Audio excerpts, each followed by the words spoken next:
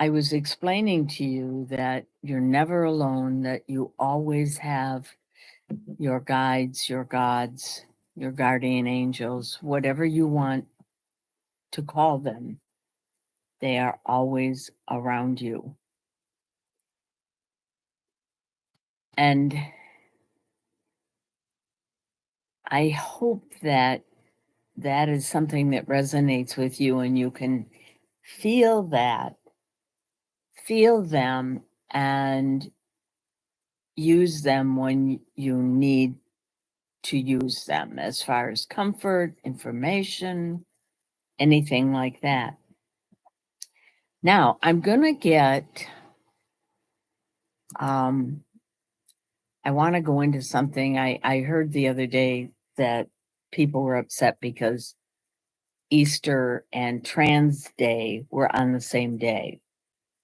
And they were blaming, who were they blaming? Biden, I think, is who they were blaming for that. The Trans Day is always on March 30th. And Easter, and I have to read this because it's kind of involved. Easter is celebrated on the first Sunday after the Paschal, Paschal, is that how you say that? Full moon, a mathematical approximation of the first astronomical full moon on or after March 21st. Itself a fixed approximation of the March equinox. So therefore, Easter fell on Trans Day. Trans Day did not fall on Easter. And so for those of you that have a problem with that, it's kind of like my brother's birthday is sometimes near Thanksgiving, sometimes on Thanksgiving. Just because Thanksgiving falls on, what is it, the third Thursday of November or something like that. And that just kind of coincides with his birthday. So anyway, that we can set that to rest now. And I would encourage everyone to always fact check your information. Be real careful, because I am such a proponent of Mark Twain's "'Tis better to keep one's mouth shut and be thought a fool than to open it and remove all doubt." So I always try to make sure that if I open my mouth, I know what I'm talking about. And if I don't know, I say, I don't know. I just haven't researched it, haven't checked it. So therefore, I don't have enough information to express an opinion about it. I would encourage everyone to do that. Also, I'm really trying to build this channel up because I think we really can have some interesting conversations and discussions and things that happen to you.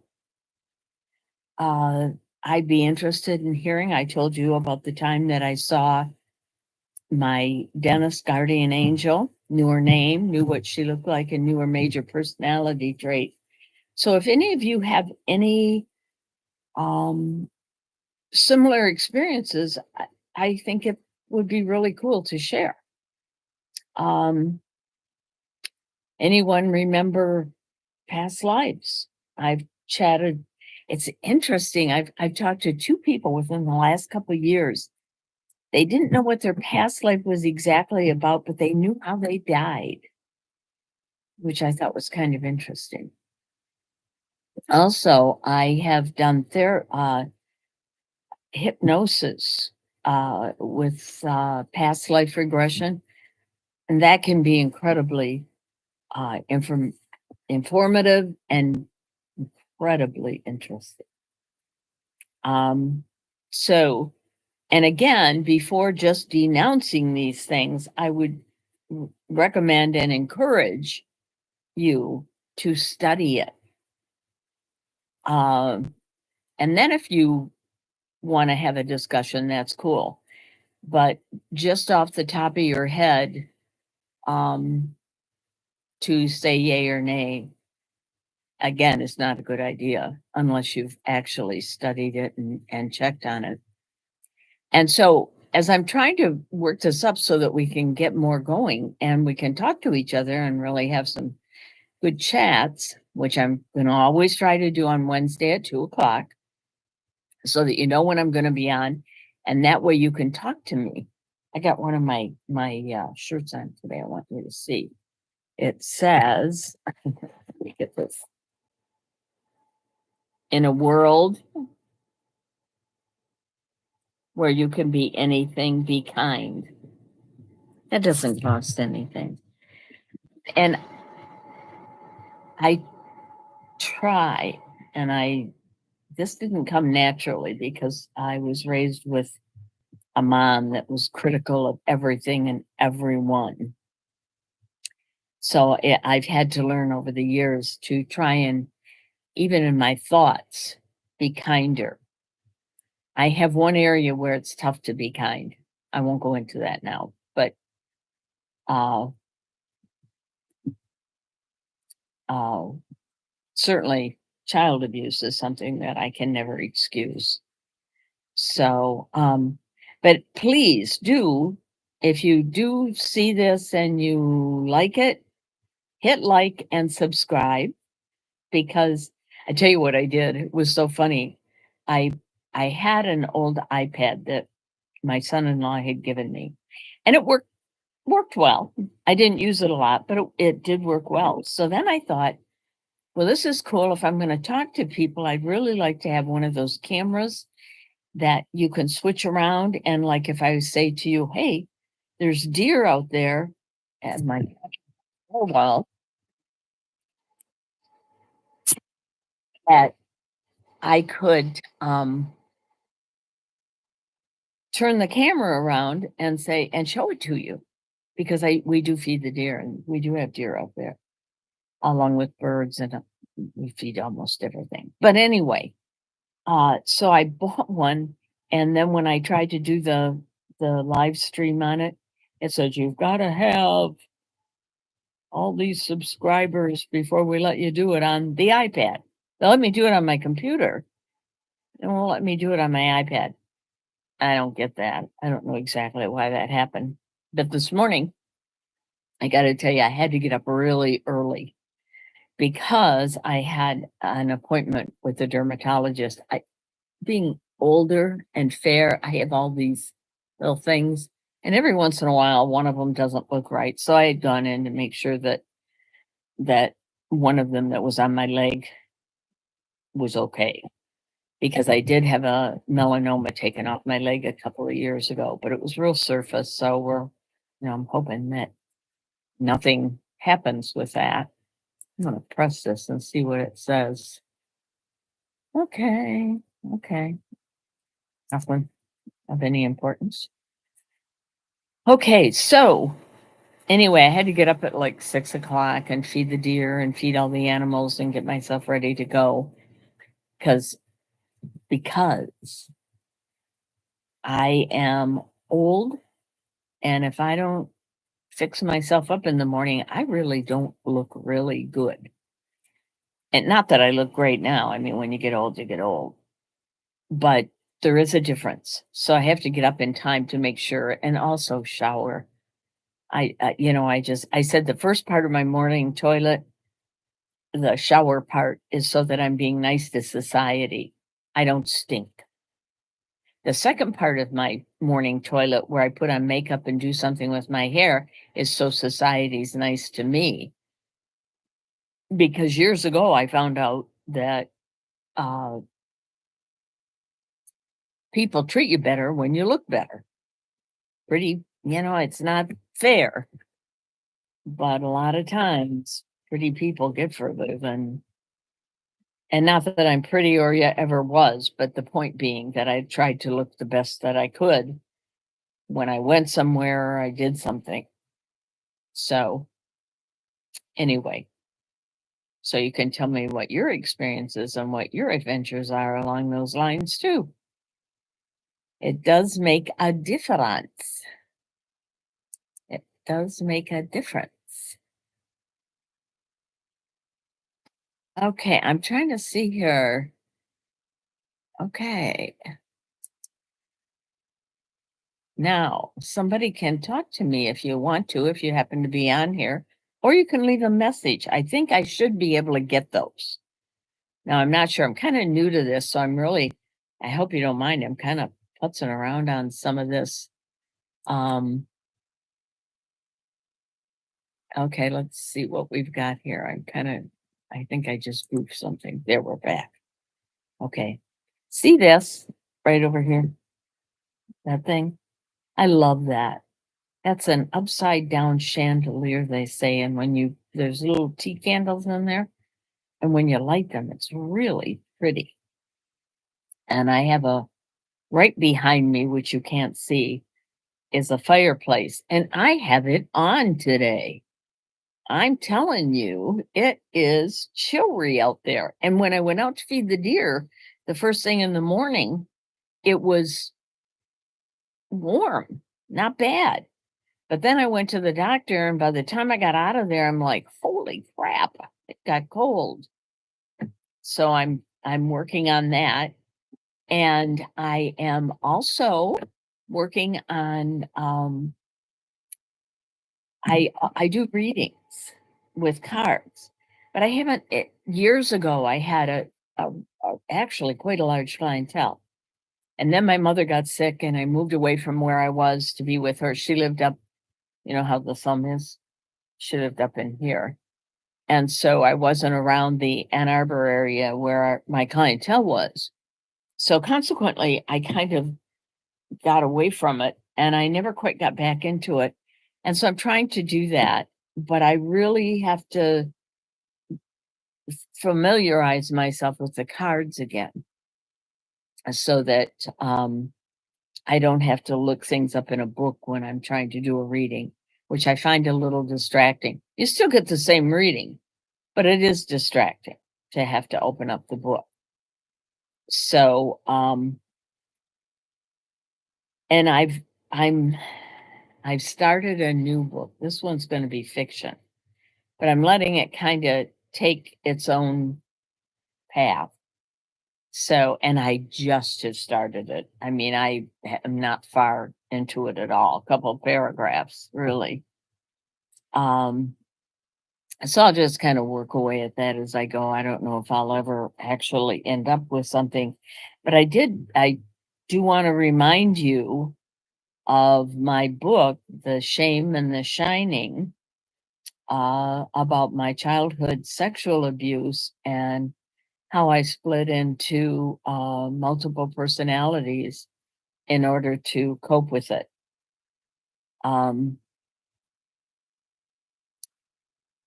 I guess I need some questions on, somebody to read the book and get some questions. If you wait just a minute, I'm going to show you the book again.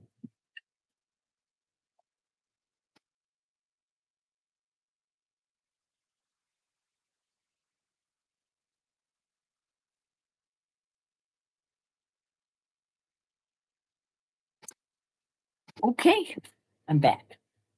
There it is, The Shame and the Shining. And it's available on Amazon. See my funny fingers. My daughter makes fun of my arthritic fingers. I reminded her it's hereditary. Not a good idea.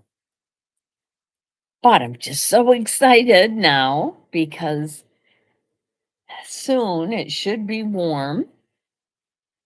And I really want to load up my travel trailer and I'm going to go to the Tin Can Tourist Rally in May at Milford, which is something I highly recommend anybody who likes old cars and things like that where they fix them up.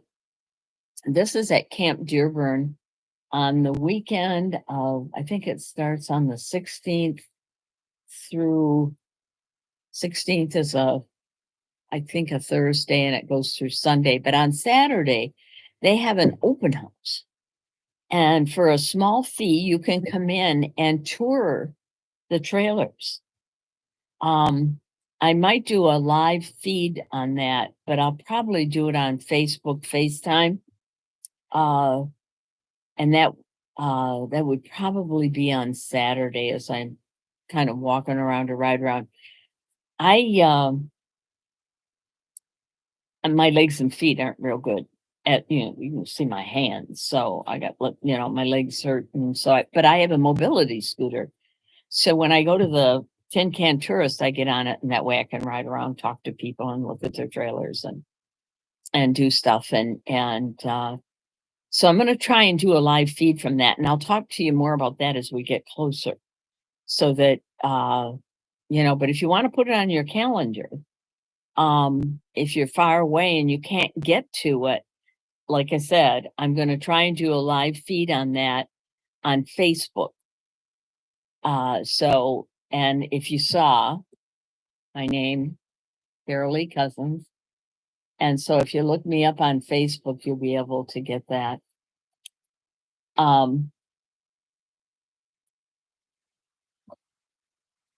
I hope you read this. I hope, and especially anyone who has had any kind of a similar experience, because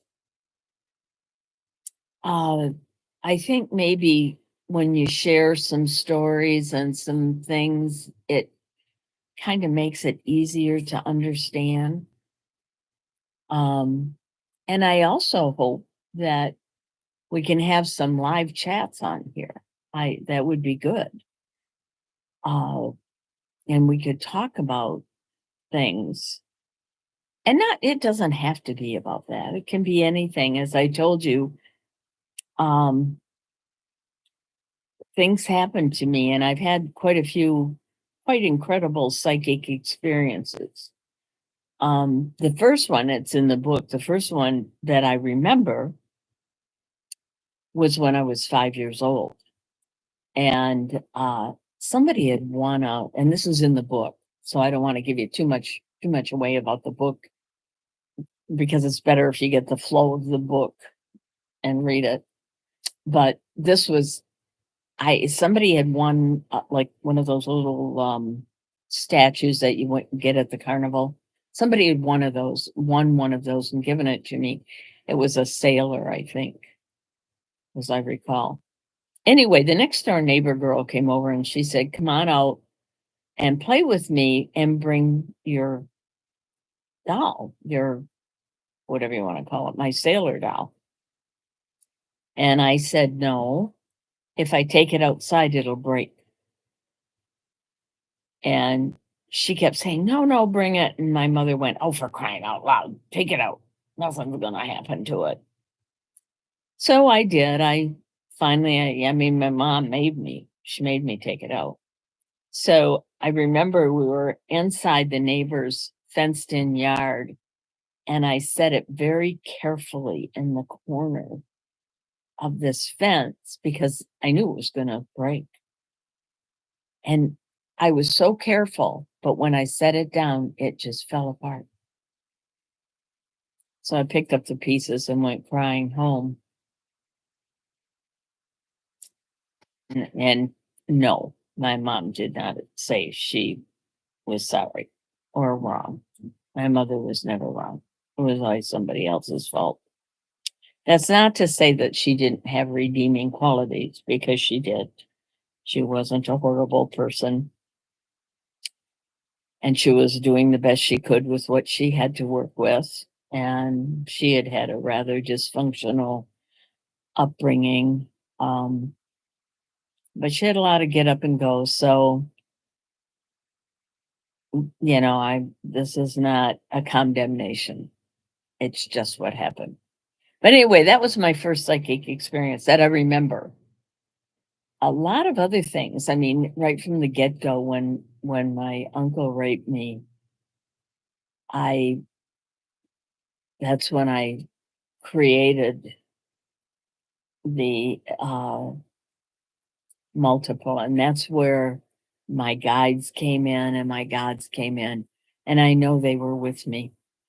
They were always with me and always helping me and lending energy, and that kind of stuff. So um, they really can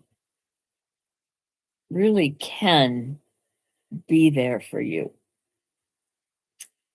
So, and I got to tell you, I'm going to switch it back to the camping thing now. I love traveling around in my trailer.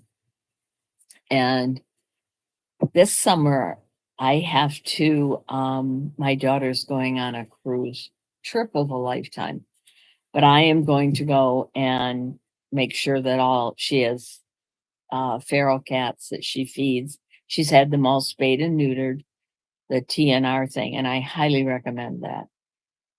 And for those of you who think that if you can get cats and you don't feed them because you want them to kill the little critters, feed your cats. They will still hunt. Believe me. If something's moving around them, they're going after it. So I've heard people say, "Oh yeah, well they got along fine in the barns," yeah, who knows whether they got along fine or not. And if you are going to leave them outside, build them a shelter. You can go on YouTube. They show you how.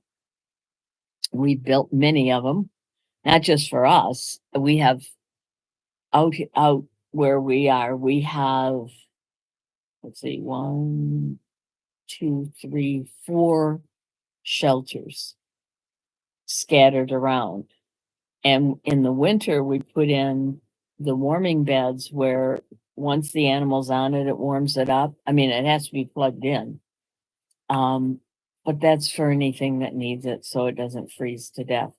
And what was kind of cool was when we had a gray cat, pretty cat too, that hung around here, but he wouldn't let us near him. He was feral. And we built a shelter for him and we fed him. So he finally, after 2 years, he finally died. But for 2 years, he wouldn't let us near him, but he had a warm, dry place to sleep and food to eat. And believe me, in the winter when it was snowing and nasty outside, he used those shelters. He really did. My regret is that we never could get close enough to him to really show him any kind of real affection, but at least we did that. And it didn't cost us much. I mean, once we got the shelter made and bought the heating thing, it wasn't bad. And I have a real problem with people that, I mean, if you see a stray cat, build them a shelter if it's winter. I mean, if it's feral and he won't let you near him, fine. If it's a female, though, try to live trap her and take her. They call it TNR, trap, neuter, and release. And if you trap them, then they spay, and take them to one of those places. And I'm sure that if you look on the internet, you can find them wherever you happen to be. And if you have enough money so you can, take them to the vet, pay for it. That's better than having this cat because they're very prolific. They come in heat very often.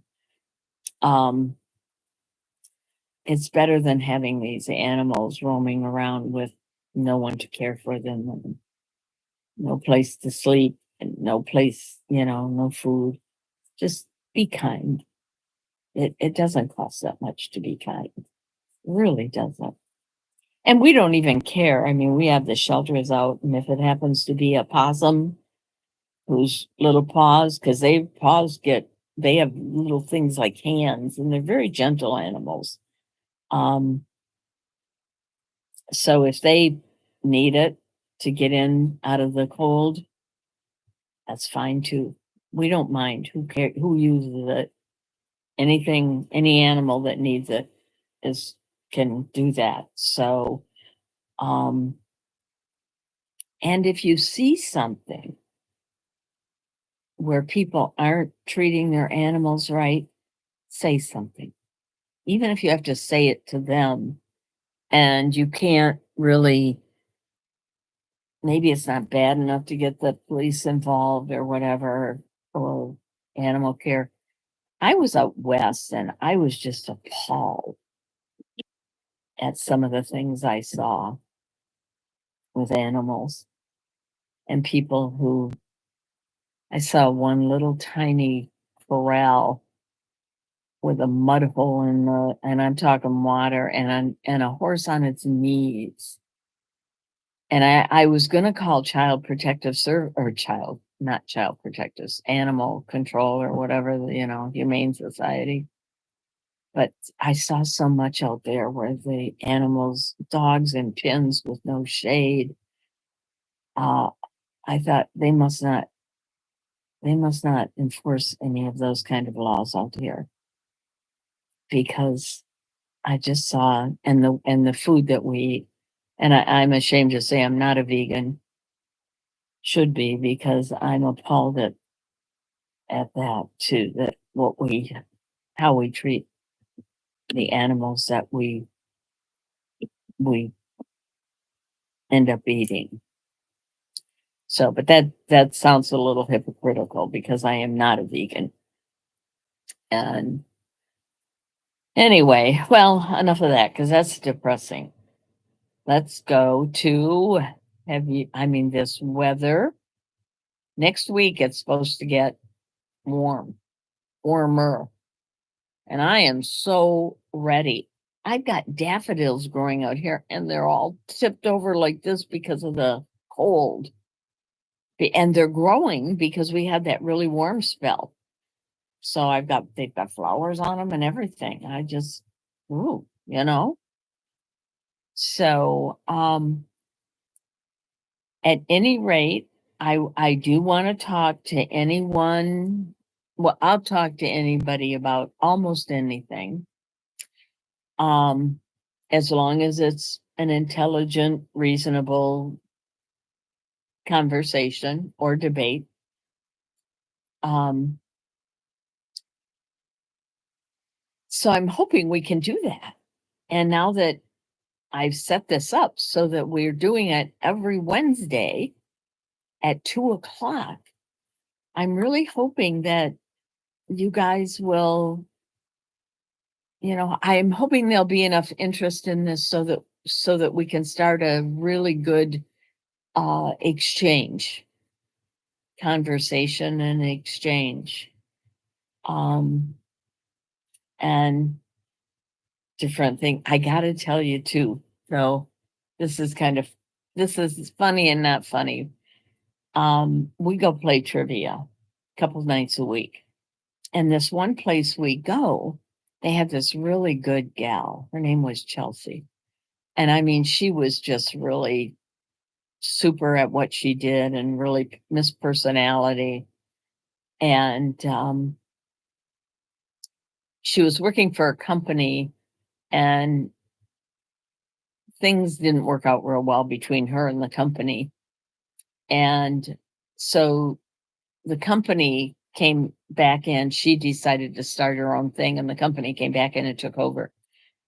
And so they come in and they've got this speaker, and they play this music, and they played it so loud that you couldn't even talk to each other at the table. And I don't know if anybody else plays trivia, but when you play pub trivia and there's a group of you, you kind of talk over, like if you don't know the answer, like, or nobody in the whole table knows the answer, you kind of, like, one person will say, well, I think it might be this, and somebody else say, you couldn't even talk to each other. So one of our guys at our table said, could you please turn the music down? They turned it down a little. And then somebody else went over from our table and turned the speaker, because we happened to be sitting right in front of it, which was our table. We always sit there. And so they turned it down a little more. So when the whole thing was over, because I had met these people before, I went up and talked to them and I said, you know, you don't need the music that loud. We really need to be able to talk to each other and try and come up with the answers. And, and even if If that isn't, we do need to be able to talk to one another. And they kept defending keeping it so loud. And I was nice. I said, well, I just thought you'd like to know that's the scuttlebutt that I'm hearing. And then finally I looked at him and I went, we don't come here to listen to the music. We come to play trivia. The music is incidental. It's kind of like, why do you need it blasting us out of the room? I don't know. Defies logic, in my opinion. It's like you should be you people. You should be listening to your audience. I mean, if you're going to bring people in to play trivia, in fact, one of the guys at our table, he said, if this continues, I'm not coming back here. So anyway, anybody got any thoughts on that? It doesn't seem, I mean, if you're going to a concert, you're going to the concert to hear the music. And then perhaps that's justifiable. I still don't like it that loud, but I'm old. And I remember music when you could understand the words and hear when the vibes came in. So I'm not real big on the music blasting me out of the room anyway. But in particular, I mean, the thing is, if I went to a concert, I would expect that. I go to play trivia, I don't. I expect to have the game revolve around the trivia, which means that we will be able to talk to each other and try and work out the answers. So, what do you think about that? So we've covered a couple of subjects here today. We've covered the how Easter falls, and we've covered some of the, excuse me, psychic stuff and feeding the birds and doing all that kind of stuff. So we've got a couple of avenues open. And I got, I have to, this is funny. I don't know how smart this is, but I don't care. Have any of you guys watched The Bros of Decay? I so enjoy that. And I enjoy them going through, especially the things in Europe, because they built everything out of stone. So it's, they're going through buildings that were built in the 1700s and how people just leave all this. And the thing that surprises me about it is they leave photos of when their kids were small, when the castle or the manor or the chateau was in its heyday. It just seems like there would be somebody that would really be interested in having those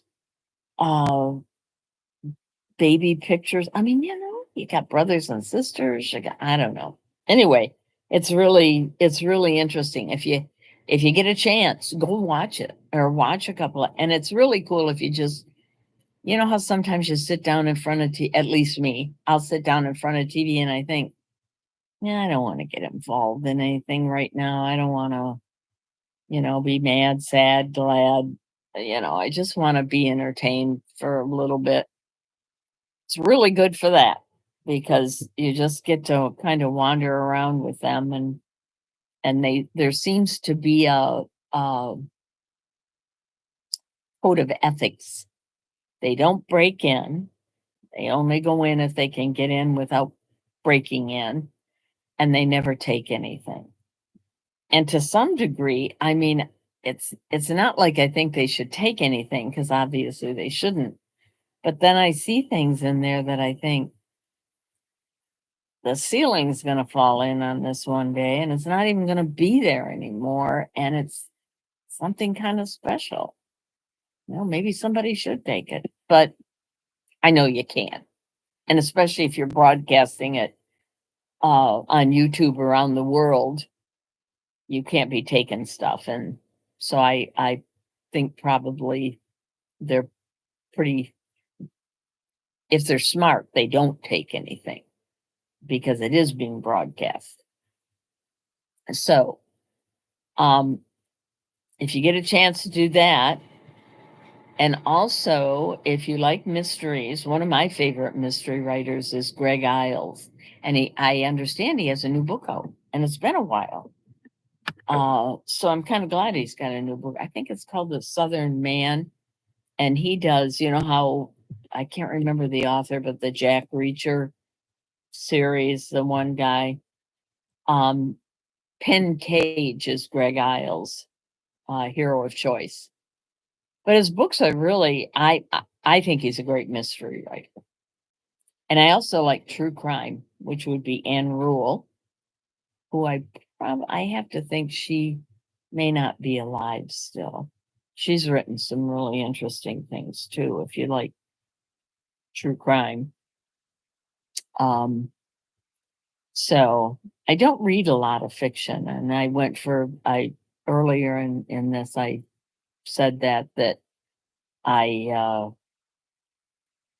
I spent about 30 years never reading fiction, but I read a lot, and I read science magazines, and I read different literature. I've always been amazed by people who could use their brains, like Edgar Casey being psychic and doing medical readings. That People who have studied it give him 100% diagnostically correct, even though he was only, I think he had an eighth grade education. Um, so I spent a lot of years studying that, eh, to the end of why can't we all do this? But I guess where I believe in reincarnation, there's an evolutionary process of lives.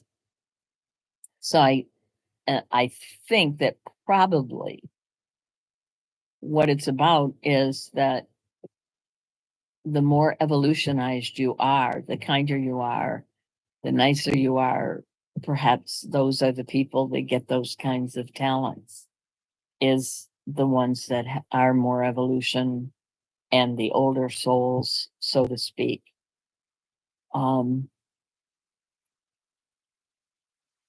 and so being a benefit to mankind by being able, in Edgar Casey's uh, situation, where he could do medical readings and actually, in a lot of cases, uh, cured people who nobody else could cure. He came up with some kind of more insight, actually, because he wasn't dealing with book learning, he was dealing with wherever that kind of information comes from. And I don't know where it comes from. I've had people ask me that when I've known things. I used to be a bartender for Marriott. Well, I was a bartender in more places than that, but the last 10 years I worked for Marriott near an airport. So I met people from all over the world. It was actually a fun job. And contrary to popular belief, you're not just sitting there dealing with a bunch of drunks.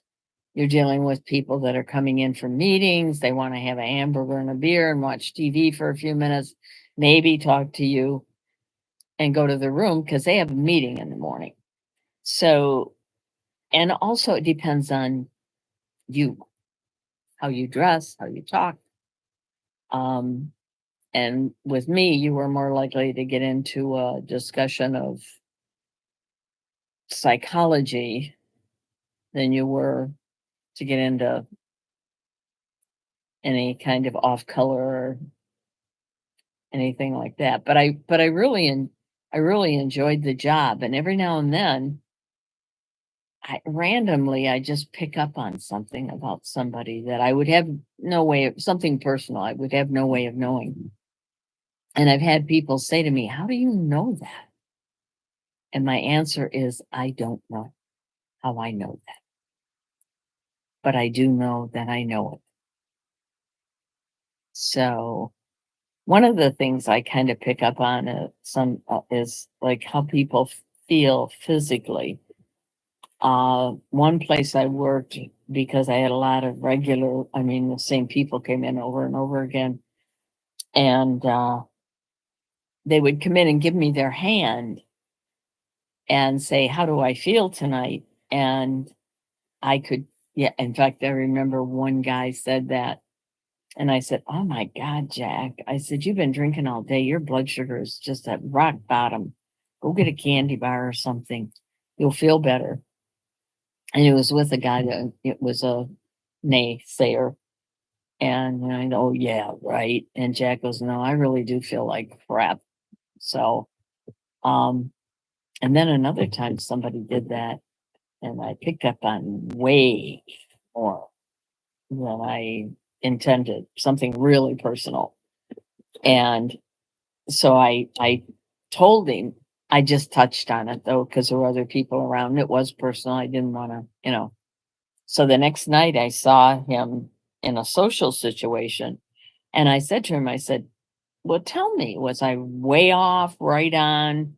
I said, "You don't have to tell me the details because obviously it's none of my business. And I didn't actually go in there to pick up on that." Uh, and then he started telling me, and sure enough, boy, I really had hit it. So, um, it's interesting. It's interesting to me when I do that. I like it, and in particular, when I used to do a lot of readings, if I could help in some way. Um, I remember a woman called me one time years after I'd done a reading for her, and she said, "You saved my life." And I said, "Well, I'm really glad it worked out, but I don't remember what I said to you. It was a long time ago." And she said, "You told me if I stayed with my husband that he would kill me." She said, "And you were right. He would have killed me. I had to get away from him." So that's very gratifying when I hear something like that. But it can also be sad. I remember reading for a young girl, probably about 17. And I said to her, I said, "Who's abusing you?" And she said it was her father and her brother. So I told her, I said, you need to talk to somebody. And I gave her some suggestions as to who she could contact where it wouldn't cost her an arm and a leg. But I don't know, you know, I've had some adventures now that I think about it with different people that I've read for that, and kind of, I remember one gal one time, she didn't speak a lot of English. She was French, and she was married to a man who had left her. And she had gone to another psychic for a reading, and the other psychic said, "If you pay me," no, it wasn't "if you pay me." She actually had a catalog. And she opened the catalog and said, "I want this bedspread, and if you buy it for me, I'll put a spell on him to make him come back." And this woman was willing to do that. She paid this gal a lot of money. And I found out was would have was ready to, if I had told her I could bring him back, she was willing to take out a mortgage on her house in order to pay me to put a spell on him to bring him back. Which of course I said, I said, "He's not coming back, you know." And then I did actually get a hold of the police because I don't like people taking advantage, and that definitely was. This woman was desperate. She was terribly unhappy and frightened, and whoever this psychic was completely crooked. I was looking for a more educated word, but that's all I could think of. And because I do the same thing, I and I do it honestly, it bothers me to have somebody, and well, it would bother me anyway, even if I didn't do it. So, but I am going to sign off now, because I'm, after a while, you got to get bored with this whole thing. I hope not. But do like and subscribe. I would appreciate it. Uh, and leave me a message. Join me next Wednesday at 2 o'clock. And if you have any comment about anything that I've said today, or if you've got a story that you'd like to share, I would like to hear from you and we can kick it around. Uh, I'm a, I, the one thing I miss now that I'm older is not having the social contacts where you can either laugh about something or cry about something or debate something. All of that for me is really something I enjoy doing. So, uh, like I said, please like and subscribe. And I will see you next Wednesday at 2 o'clock. And God bless, or whatever you believe. I'm sending you light and energy. Anyone who needs it, and whatever you need, know that you are never alone. You always have your guides and your gods, or whatever you want to call them, around you. Draw on that energy, draw on that love. And uh, as I sign off, I am sending out energy and love to everyone.